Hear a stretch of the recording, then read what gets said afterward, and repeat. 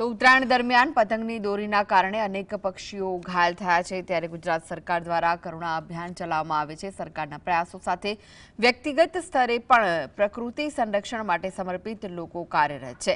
ગાંધીનગરમાં ચકલીની માં તરીકે ઓળખાતા શ્રીમતી કુસુમબેન સુથાર છેલ્લા 3 દાયકાથી ચકલીઓને બચાવવા માટે સતત પ્રયત્ન કરી રહ્યા છે। ઇન્દ્રોડા નેચર પાર્કમાં સરકારી કર્મચારી તરીકે ફરજ બજાવતા કુસુમબેન માત્ર જાગૃતિ કાર્યક્રમો જ નહીં પરંતુ લોકોને ચકલીના માળા વિતરિત કરી તેમના સંરક્ષણ માટે પ્રોત્સાહન આપે છે। તેમની આ નિસ્વાર્થ સેવા પ્રકૃતિ પ્રેમીઓ માટે પ્રેરણારૂપ બની છે।